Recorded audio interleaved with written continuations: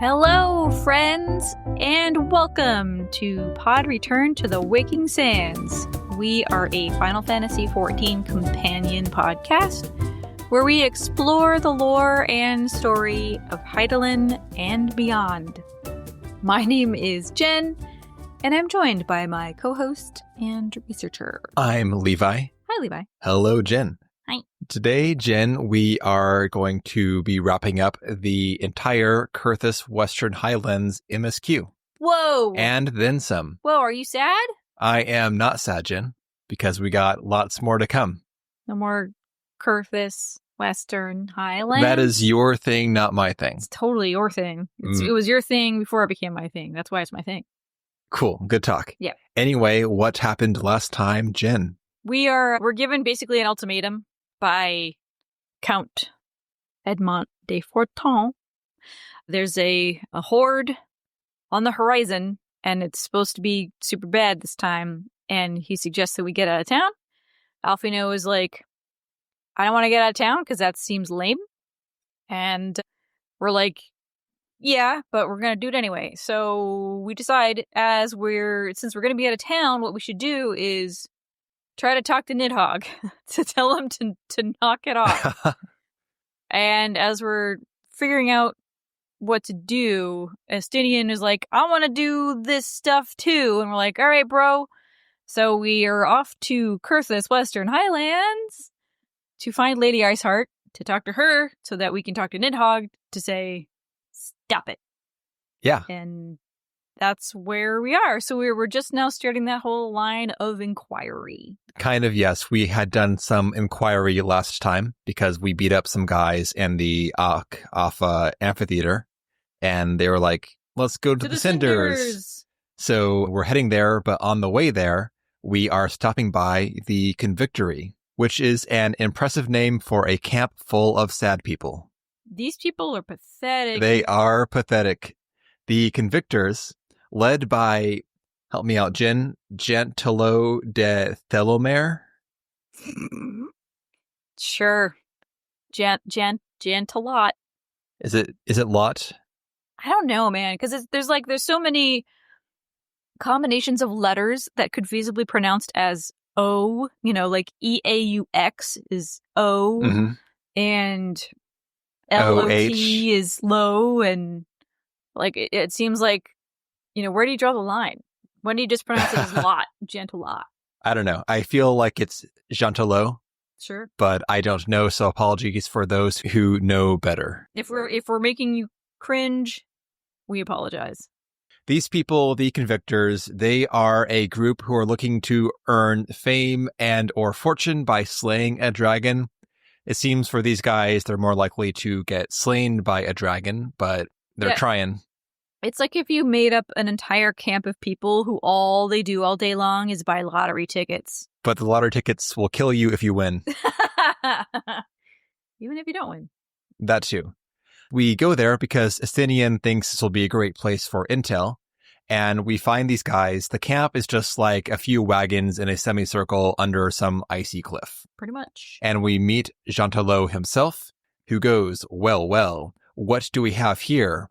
Hoping to join the esteemed ranks of the Convictors, are we? The hard-eyed lad, or lass, looks promising, but you have a frail look about you, boy, Alphino. I give you 3 days ere the wilds claim your corpse. Alphino is appalled. He's like, I beg your pardon? And Gentilo remains, he's just staring into a fire. He's like, this guy gives no fucks. Yeah, Estinian, though, backs up Alphino. Be not so quick to judge. I have seen this frail youth fell heretics with a flick of his wrist. And we will not mention the polar bear incident from last time. He appreciates that. So Gentilo is ready to take offense at someone questioning his assessment. And Gentilo sits upright, ready to protest, but he stops short when he sees the man in the armor of the Azure Dragoon. The man, thank you. The man and everybody in that camp aspires to be the Azure Dragoon, so this is quite a this is a privilege. So we tell him, Gentilo, that we're looking for Lady Iceheart, or anyone she hangs out with, And alas, he hasn't seen any sign of her or her gang. However, his colleagues, let's call them, may have noticed some signs, but since they're real bad at submitting reports, we need to go ask them in person. So we walk around camp and we're like, hey man, you guys seen anything? We're looking for Lady Iceheart, we're looking for some heretics, and nobody gives a shit. Nay, I know of no heretics. Do you honestly expect me to keep track of every Ramo, Vermont, and Bertinant that wanders in and out of camp? That was the best fucking line ever. Yeah. So it was like, they either don't care about anything or they only care about dragons. And this guy was like, do you honestly expect me to keep track of every Ramo, Vermont, and Bertinant that walks in and out of camp? Like, that was great, Jen. Good job. Like, I get it, man. Like, but you know what? Your attitude sucks. So eventually we're directed to speak with a more grizzled man of the camp, Pierre Arquette. Pierre Arquette, whatever, Pierre Arquette. He hasn't seen any heretics, but he's sure heard of them. As a low-born man thrust into martial servitude, he understands how easy it was for the heretics to gain members.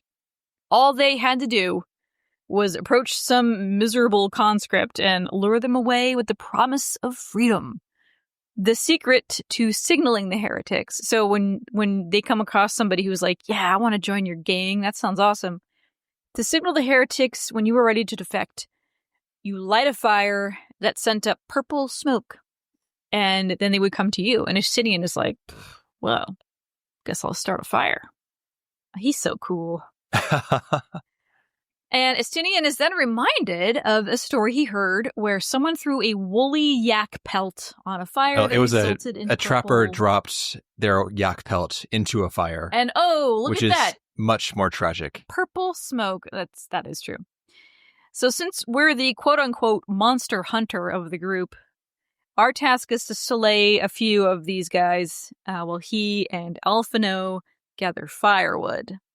And then we will meet back at the Dreaming Dragon. Yep. So we go and hunt some yaks, and we head on over. The Dreaming Dragon, this is a kind of curling ice formation. We talked about the lore of this place last time. It's the dragon that supposedly was beat down, then put to sleep, and then it got ashed on, then it got froze over. So now it's this crazy sculpture in the middle of a lake that looks very serpentine, the way it's kind of curved in upon itself. Mm-hmm. It's pretty sweet. It is pretty sweet. But Jen, this begins the Alphino firewood saga. So, I mean, poor Estinian, he's like, yeah, me and Alphino will get firewood. That'll be easy. Well, as easy as it could be in a frozen wasteland. But they come. We meet atop a jutting crag in the landscape, and when they come back, Estinian is like, all right, so it's pretty clear that Alphino has had a privileged upbringing. Yeah, Alphino kid cannot find firewood. He comes tromping up, complaining, I left Ishgard on a mission of noble purpose, and now here I am, scrabbling for sticks in the snow. How can my hands be at once so numb, yet so sore? I fucking love it. Oh, the Estinian Alphino dynamic begins today. Yeah. It's just a gift that keeps on giving. So anyway, we light the fire and send a tendril of purple smoke into the sky. And we hear a voice. I should have known it would be you. And Lady Iceheart walks up the thing that we're on and the snowy slope. The snowy slope. And we say, well, the reason we're here is to speak to Nidhogg and convince him not to attack Ishgard. And she's like, oh, that's cute, you guys. If we knew the truth of the spark that led to the inferno of his rage, we would abandon our quest. This is the truth that the Holy See has taken pains to suppress. And she's like, should I tell you? Yeah, you should tell us. Definitely. All right. 'Twas more than a millennium past when an Elezen tribe first sought to claim the lands of Coerthas as its home. Unfortunately for them, Coerthas was already home to dragonkind, and they were not inclined to make way for the invaders. Thus did a bloody war begin, a war which might well have rumbled on until one or the other side was exterminated, had it not been for the resolve of a single woman. That woman's name was Shiva. While those around her fought and died, she attempted to parley with the dragons, and in so doing discovered them to be possessed of profound intelligence and reason. The great worm, Heavensward, in particular, so enchanted Shiva that she found herself growing to love the creature, whom her people considered a monster. In the eyes of a near-immortal dragon, however, the fleeting life of an Elezen is as that of a freshly cut rose. Scarce has the flower bloomed before it begins to fade and wither. He knew that all too soon death would take her away from him. To ensure that their souls were forever entwined, Shiva asked Heavensward to consume her. An onerous request, but one Heavensward understood to be necessary. With man and dragon thusly merged, neither side felt they could raise an arm against the other, and what followed was 2 centuries of peace. It is said that worms owe their longevity to the boundless vitality found within their eyes. Eventually, the Elezen were overcome by their petty jealousies and betrayed their longtime allies.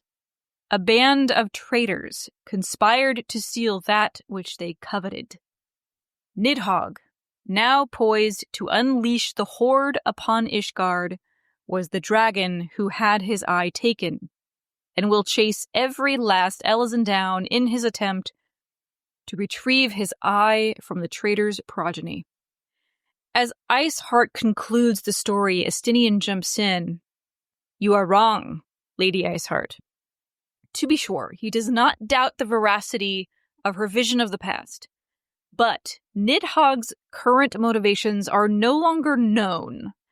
At one point, he was fixated on retrieving the eye, which is why Estinian wandered the countryside with the eye on him to draw Nidhogg away from Ishgard. However, the most recent conflicts have suggested Nidhogg's impetus has changed, as Estinian still retains the eye, yet Nidhogg no longer pursues him. So his one-eyed gaze, has turned to Ishgard and only Ishgard. Now, Estinian's possession of the eye affords him the ability to sense much of what Nidhogg feels, and the overwhelming vibe is this. It's blood. Lots of blood.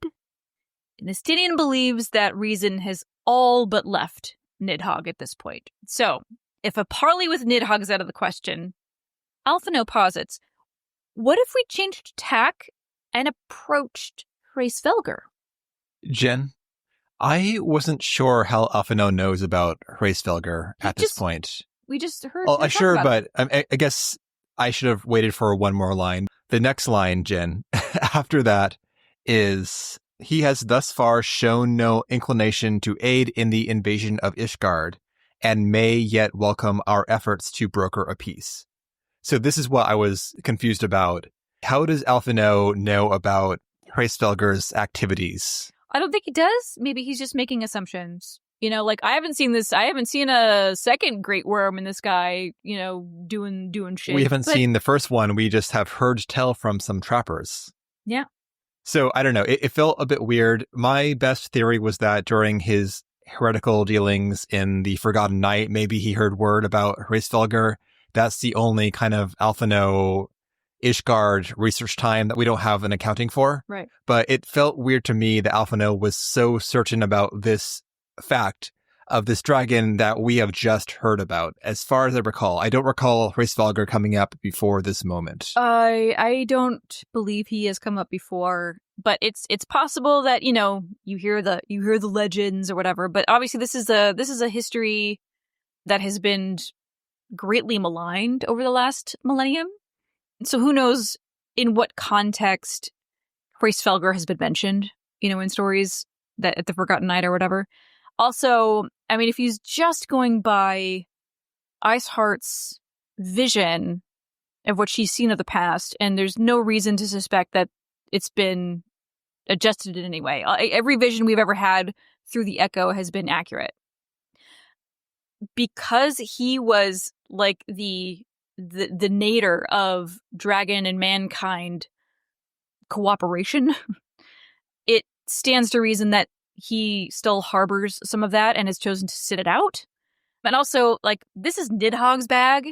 Like, Nidhogg wants his eye. Nidhogg's yelling at the dragons to attack people. Blah, blah, Nidhogg. So, I mean, he's like, if we're going to talk to a reasonable dragon, Hraesvelgr, Sure. from everything I've heard, seems like the most... It's not the only time Alphino has made sweeping declarations which are correct, more so than they have any right to be, without any evidence that we're aware of. He's moving the plot forward, man. Correct, but we like there to be a continuity yes, of our information here. I mean, at that point, Iceheart could have been like, oh my god, you're so off base here, Alphino. Like, sure. Shut up. But he's actually correct, and Iceheart Once is like, you know again, what? Well, he's not always, but this time he's got good ideas, and he's a really brilliant young man. I don't object to the idea, just his assumption that it's a good one. That Hraesvelgr is chill. He's not been aggressive so far because we don't know. Less aggressive. We don't than know Nidhogg. who's in this cloud of worms to blot out the sun. Anyway, would you love me if I were a worm? Yes, Jen. So our plan. So it's. I mean, still, this plan seems beyond naive to Iceheart. Jen, still, the question is, would you let me eat you if I were a worm? You can take that as you will.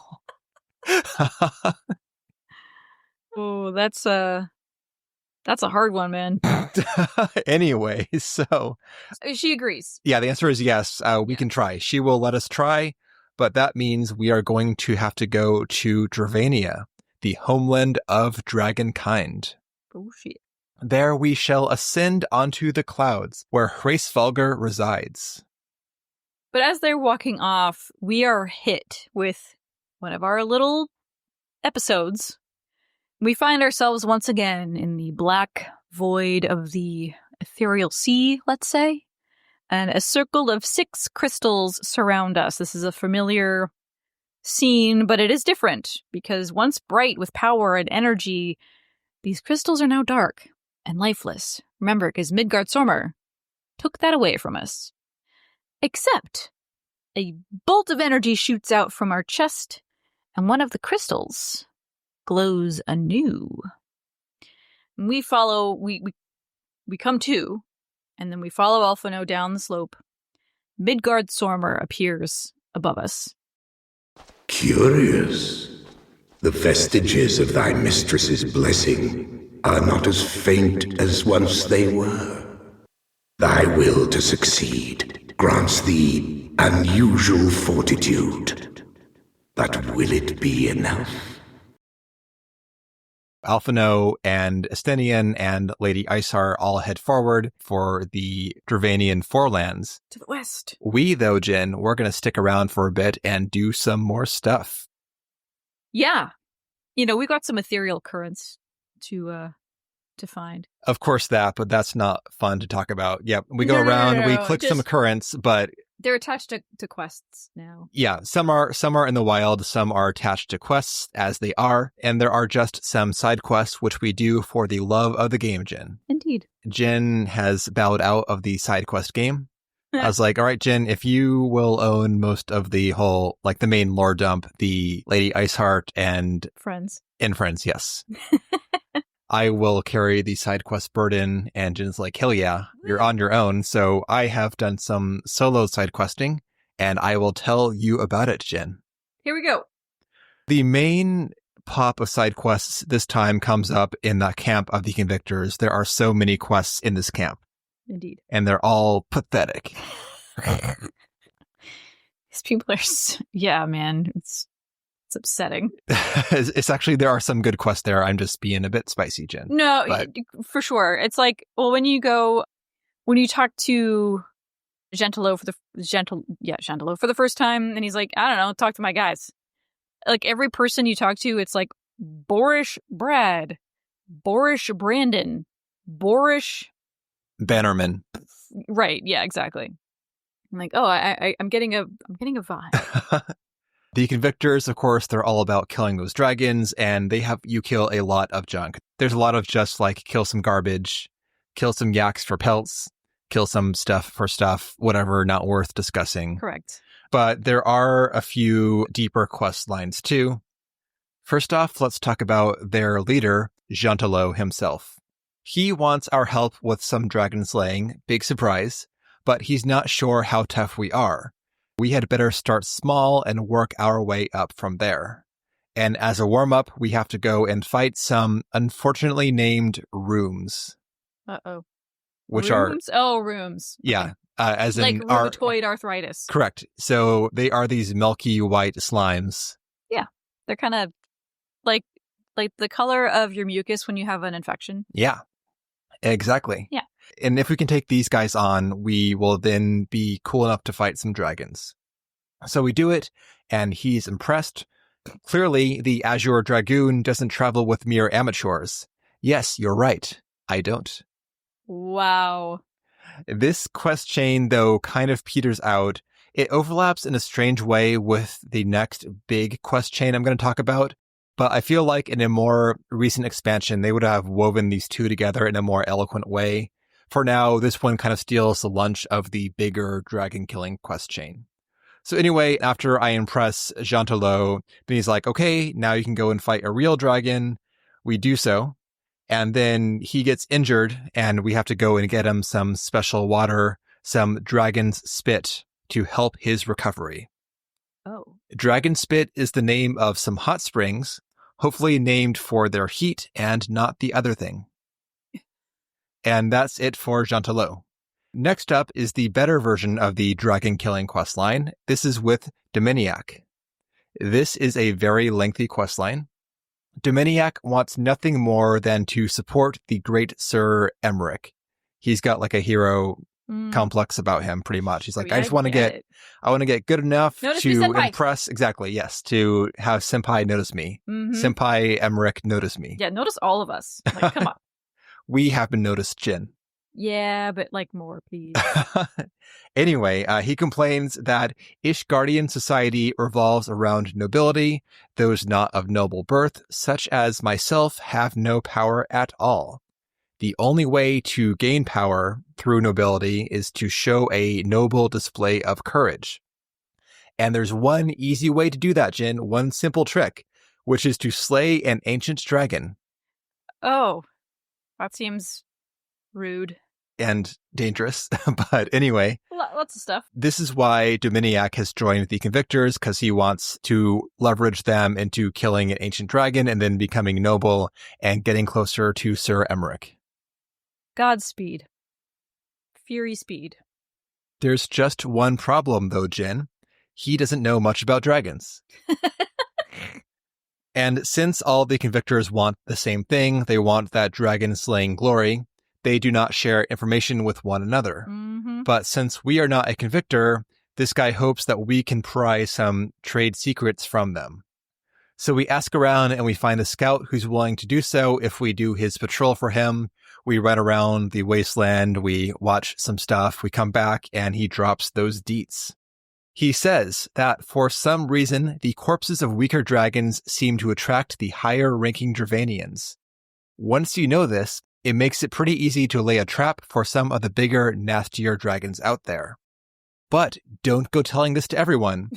Things are dangerous enough around here without someone, some lowborn with dreams of nobility and nothing to lose, to bring the biggest, nastiest monsters in the realm out of hiding. He says, just keep this to yourself. You can never be too careful. And we, of course, go and share this with, blah, blah, blah, blah, blah, blah. with Dominiac. So we're like, hey, here's the inside story. Go do this thing. And he's like, great. Good job. So now he's going to delegate this task, though, to us and to another soldier. He won't do it. Bro, this is not how you get glory. It's going to be my glory. I got so much glory, I don't know what to do with it. He's managing the glory. How do I hold all these glories? He will manage it and take credit for all the glory he managed. Yep. We are tasked with working with a newer soldier named, help me out here, Jen, Saint Relmo. Relmo. Like Saint Elmo, but Saint Relmo. Sure. Do you have a better idea? I think that they might be. I think it's just a play on Okay. that. Like. But it's not spelled like Elmo. No, but it's when you say it, you're like, oh, that sounds like Elmo. Sure. Whatever. Anyway, so we're going with that then. All right, you are not on board. Saint Relmo, he starts off pretty brusque. He could handle killing dragons all on his own. He doesn't need our help. But his retainer apologizes to us. I'm ever so sorry, sir. Master Saint Relmo has been having a bad day. He means no disrespect. He needs to handle his emotions, all right? So now we get to work on chaining some dragon kills together. We go and kill a Tulahand, a teeny tiny little dragon, and Saint Relmo scoffs. These Dravanian thralls are truly pitiful things, enslaved by the greater dragons and used as mere tools, cogs in the Dravanian war machine. To be forced to fight against your will, I dare say it's no different to the situation I was once in, a tool of the high houses and the holy see. Any road, we're going to take this corpse and use it to lure out a bigger dragon. We're mooching dragons. We are mooching dragons, exactly. We do so, and during this process, Saint Relmo undergoes a transformation. He begins to wonder, what are the Dravanians trying to achieve by gathering the corpses of weaker thralls? And his retainer remarks, they say that the smarter animals out there have feelings. Perhaps they can't stand to see their friends' bodies torn apart by the elements. Yes. Perhaps they just want to let them rest in peace. Aww. But Saint Relmo does not buy this. You have some peculiar ideas sometimes. You really think these monsters have feelings? That they respect each other? No, they're no different to us. The strong use the weak as tools. There's not a shred of respect to be seen. All right, this guy should find Ilbert and they should become besties and just Right? be like bitter assholes to one another forever. So we go on to slay an Avis, and Saint Relmo ponders. They say that Avis are what become of men, heretics who drink dragon blood. But I mean, we've seen it. what could make a man? He trails off, consumed with thoughts about this Avis. Then we use the Avis to bait out a wyvern. For him, a near mythical creature. Most go their whole lives without ever seeing one of these legendary beasts. Saint Relmo checks its body and finds scales belonging to the other dragons clutched in its claws. The scales of the dragons that we killed are clutched in the wyvern's claws. This mighty creature carried away their bodies and kept mementos in memory of its fallen comrades. These creatures know each other, recognize each other, mourn for each other, that even Dravanians would show such concern for each other. I grew up, depending on my status and nobility. I led such an easy life that, when my house fell, when I was betrayed by those I trusted, I blamed everyone around me. In retrospect, I should have blamed myself. It's my own fault that I was abandoned by those I served and those who served me. His retainer now jumps in. Why do you think I'm still serving you? Your house may well have been disgraced, but I serve you, not your house. I fully intend to remain your loyal servant to the end. Saint Relmo says, I think, if anything, you are too loyal. But he still greatly appreciates it. Aww. I came here looking for a place to die. Perhaps now it's a good time to let the old, bitter me die, to let go of all that hatred. From now on, I want to live, not for social status or nobility, but to protect those close to me, to protect my friends, to protect the people of Ishgard. I shall travel to my family's graves and swear an oath to protect those I care about. I've not yet been to their graves. I've been too ashamed to show my face.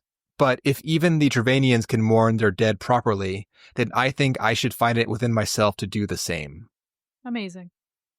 After this, we tell the orchestrator of this whole mess, Dominiac, what happened, and he's happy for the therapy that we provided to Saint Relmo, but Dominiac, is still chasing that dragon whale. If things continue to progress this well, we may catch ourselves a dragon greater yet still than this wyvern, and we leave him to it. All right, well, you've learned nothing. Okay. The last thing to mention is a spiteful night over at Banepool, the frozen lake outside the Dusk Vigil. More on that place on the next episode. The spiteful night tells us that great battles were fought at this fortress, but no matter how brutal, This lake always waited patiently to swallow all within its tranquil waters. But the calamity changed all that. The lake has frozen over, and slimy, gods-damned beasts wander its surface without a shred of respect. And he won't stand for it. Yeah. He has grown weak in his old age, or he'd do it himself, but would we do him a favor and teach those gelati a lesson? Gelati. Yep, gelati. So we kill some gelati, and that's about that. He can return to his vigil in peace. Yay, no more slimy To his goddamned bastards. Dusk vigil. Oh my god. And that's it for the Coerthas Western Highlands Roundup.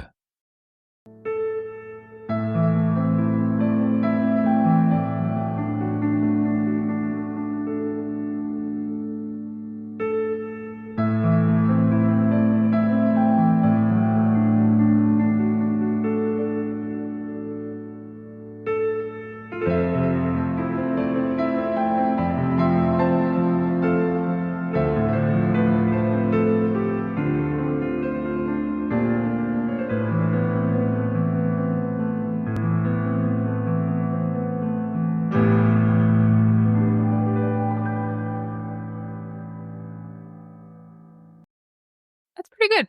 Nice. The St. Romo one was... Yeah. That was great. There's hope for people yet. There is hope for people yet. That's where we're done for today's episode. Jen, any comments from you?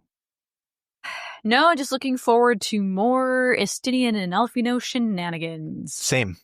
Okay, I got nothing else, so I guess I'll be signing off, Jen. Next Head time, off down that old dusty trail. the old snow powdery trail. Snow dusty trail. That has no ring to it. Correct. Next time, we're going to go and hit that Dusk Vigil, our first Heavensward dungeon. Woo! So we will see you then.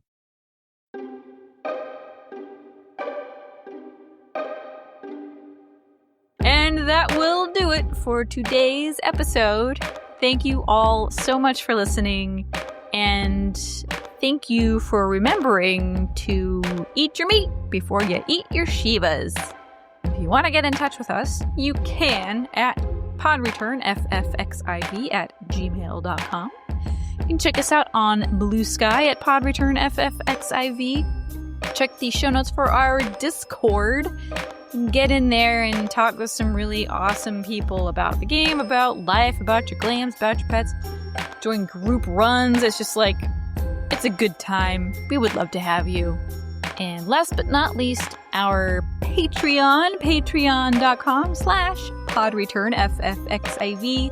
For $1 a month, you get access to everything else that we do, including the seasonal events from 14, our Final Fantasy XI series, Vanity Van Splainer, and some newish episodes about the tabletop RPG. So check it out. With that, we hope you enjoyed the episode. Have a good day or night, and we will see you next time.